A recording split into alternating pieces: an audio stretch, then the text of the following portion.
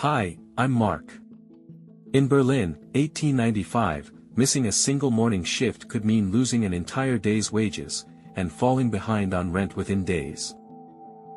This city runs on fixed factory hours, weekly pay packets, and tightly regulated housing where work and shelter are directly linked.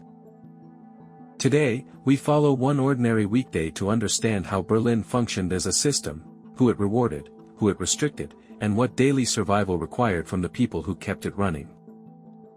Most industrial workers live in crowded Mietskasernen, multifamily rental blocks built for density, not comfort.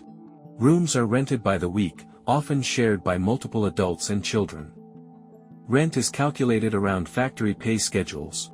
A missed shift immediately threatens housing stability. Breakfast is functional: bread, coffee substitute, sometimes potatoes. Food is chosen for cost, not nutrition. Berlin runs on synchronized time. Factories, trams, and schools follow strict schedules enforced by employers and police. Factories open early and close gates precisely. Late arrivals lose pay or access entirely. Skilled machinists earn slightly higher wages and steadier hours. Unskilled laborers remain easily replaceable. Women work in textiles, food processing, and packaging.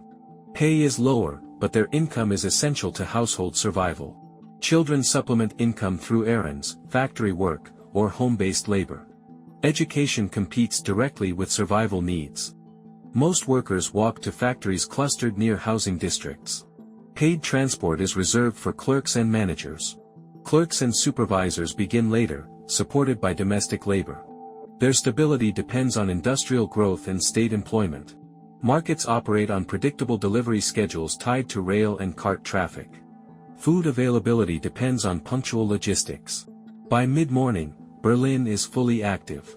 Each worker occupies a fixed position within a system that values efficiency over flexibility. By late morning, factory floors settle into steady output.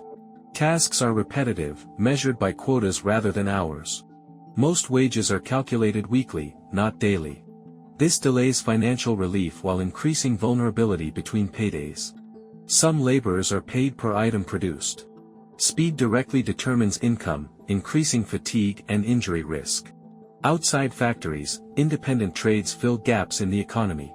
Cobblers, porters, and repairmen rely on constant foot traffic. Women dominate laundry, cleaning, and food preparation services. Work is physically demanding and poorly regulated. Administrative districts operate on paperwork and schedules. Clerks enforce the city's rules without producing physical goods. Rail yards and canals synchronize supply movement. Delays ripple quickly through markets and factories. Food prices fluctuate daily based on supply timing. Workers adjust purchases hour by hour. Meals are eaten quickly, often at the workstation. Breaks are short and unpaid. Medical care is limited and costly. Minor injuries accumulate into chronic conditions. Middle-class households shop later in the morning. They benefit from stable income and predictable prices. Police and inspectors monitor markets and factories. Regulation favors order over worker protection. As output increases, physical and mental strain rises. The system depends on endurance rather than sustainability. By early afternoon, productivity reaches its peak. Supervisors push for maximum output before fatigue slows the floor. Most workplace injuries occur in the afternoon. Tired bodies react slower while pace remains unchanged. Few workers can leave their post for treatment. Medical absence often means lost pay or dismissal. Few workers can leave their post for treatment. Medical absence often means lost pay or dismissal. Shopkeepers adjust prices as supply tightens. Late buyers often pay more for essentials. Domestic workers maintain households while employers remain absent. Their labor is invisible but time-critical. Children are supervised by siblings or neighbors. Formal childcare is rare and unaffordable. Drivers, conductors, and porters operate on strict schedules. Any delay reduces total daily income. Offices finalize records before closing. Missed paperwork delays wages and services. Factories trap heat throughout the day. Ventilation is minimal and inconsistent. Managers leave earlier than laborers. Class determines who controls their own time. Street vendors fill unmet demand. Their income depends entirely on remaining daylight. Older children leave school early for work. Education becomes conditional rather than guaranteed. By late afternoon, the city operates through momentum alone. Individual strain is absorbed by the system. Workdays end in staggered waves rather than at a single hour. Release times depend on role, seniority, and output targets. Some workers receive pay daily, others weekly. Errors or delays immediately affect evening food access. Markets operate on tight evening schedules. Late arrivals find reduced choice and higher prices. Households prioritize calories over variety. Meat is occasional, bread and potatoes dominate. Households prioritize calories over variety. Meat is occasional, bread and potatoes dominate. Social life concentrates near homes and workplaces. Distance limits leisure choices. Some labor shifts indoors. Piecework supplements insufficient wages. Paid entertainment excludes most workers.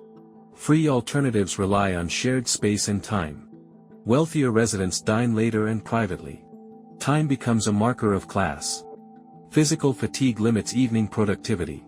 Rest is functional, not restorative. Safety varies by district. Informal watch replaces formal protection. Safety varies by district. Informal watch replaces formal protection. By late evening, movement slows unevenly. The city never fully stops. By night, housing rules tighten. Tenement doors are locked early to control movement and reduce fire risk. By night, housing rules tighten. Tenement doors are locked early to control movement and reduce fire risk. Silence is rare. Industry, transport, and neighbors continue to produce sound through the night. Police patrol selectively.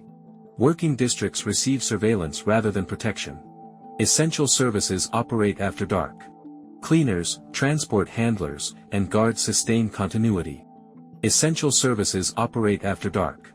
Cleaners, transport handlers, and guards sustain continuity. Illness or injury at night carries higher risk.